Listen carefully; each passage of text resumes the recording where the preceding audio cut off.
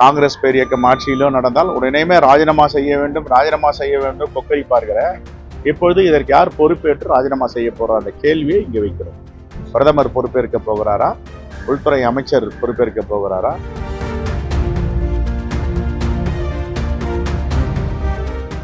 காங்கிரஸ் உள்ளிட்ட எதிர்க்கட்சிகள் ஆளும் மாநிலங்களில் அசம்பாவிதம் நடந்தால் ஆட்சியாளர்கள் உடனடியாக ராஜினாமா செய்ய வேண்டும் என குரல் எழுப்பும் பாஜக, டெல்லி கார் வெடிப்பு சம்பவத்திற்கு பிரதமர் மோடி மற்றும் அமித்ஷா பொறுப்பேற்பார்களா என தமிழ்நாடு காங்கிரஸ் கட்சி தலைவர் செல்வ பெருந்தகை கேள்வி எழுப்பியுள்ளார். சென்னை விமான நிலையத்தில் பேசிய அவர், டெல்லியில் நடைபெற்ற கார் வெடிப்பு சம்பவத்தால் உள்துறை தோல்வி அடைந்து விட்டதாகவும் இதற்கு யார் தார்மீக பொறுப்பு ஏற்பார்கள் எனவும் வினவியுள்ளார்.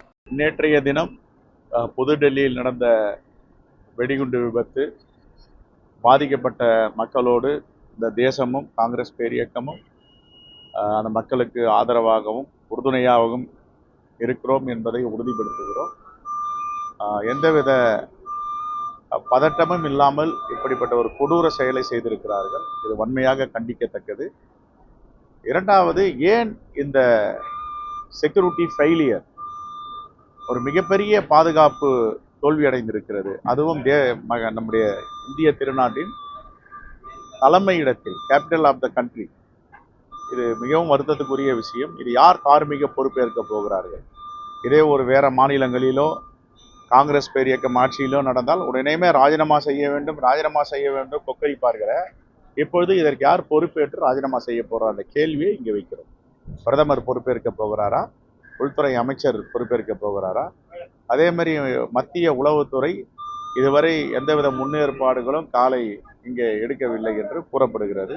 இதெல்லாம் ஆய்வு செய்து பாதுகாப்பான நாடாக நம்முடைய நாடை இருக்க வேண்டும் என்பதை மக்களுக்கு உறுதி செய்ய வேண்டும் என்றுதான் எங்களுடைய வேண்டும்.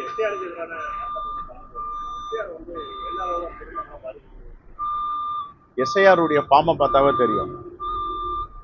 தமிழ்நாட்டுக்குள்ள, இந்தியாக்குள்ள, உலகத்துக்கே வாக்குச்சாவடி வருவதற்கு முன்பே, வாக்காளர் வாக்குரிமை வருவதற்கு முன்பே குடவோலை முறையை கொண்டு வந்தவர்கள் தமிழர்கள், தமிழ்நாட்டை சார்ந்த உலகத்துக்கு அறிமுகப்படுத்துறாங்க. எப்படி ஒரு வேட்பாளரை தேர்ந்தெடுக்கணும், ஜனநாயகம் என்றால் என்ன, குடவோலை திட்டம் என்றால் என்ன, உத்திரமேரூர் கல்வெட்டு என்ன சொல்லுகிறது. அந்த அடிப்படையில் இப்பொழுது இருக்கிற கியூஆர் கோடோடு கொடுக்குற அதை யாரும் ஃபில்அப் பண்ணவும் முடியாது. என்னாலேயே பண்ண முடியாது, உங்களாலேயும் பண்ண முடியாது.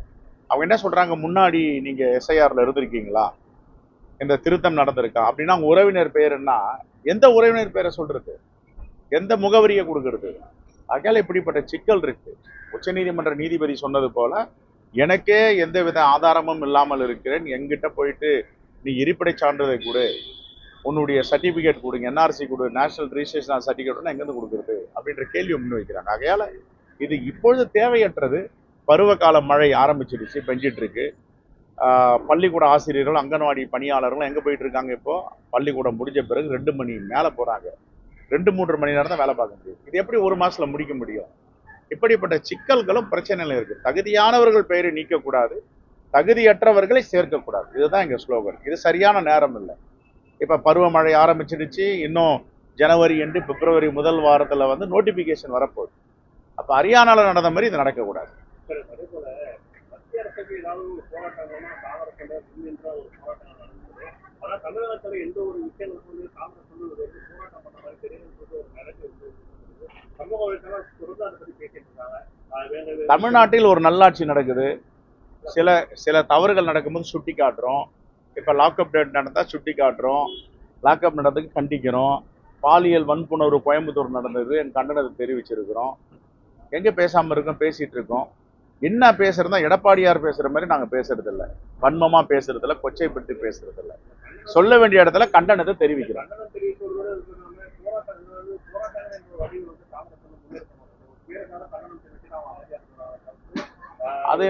அதான் சொல்றேன், 2 விதமான இருக்கு. கண்டனத்தை பதிவு செய்வது இருக்கு. ஏன் நாங்கள் ஆர்ப்பாட்டம் பண்ணலையா? தமிழ்நாட்டு அரசை எதிர்த்து எத்தனை ஆர்ப்பாட்டம், என்ன ஏறக்குறைய 30 முறைக்கு மேல என்ன கைது பண்ணியிருக்காங்க. எது கைது பண்ணாங்க கேளுங்க. காவல்துறையை, செல்வ பெருந்தகை காங்கிரஸ் கட்சி தலைவர் 30 முறைக்கு மேல் கைது செய்து காலையில் அடைத்து மாலையில் விட்டுருக்கீங்களா? என்ன போராட்டம் கேளுங்க. போராட்டம் பண்ணதான் செய்யணும், அதுக்கு முறை இருக்கு.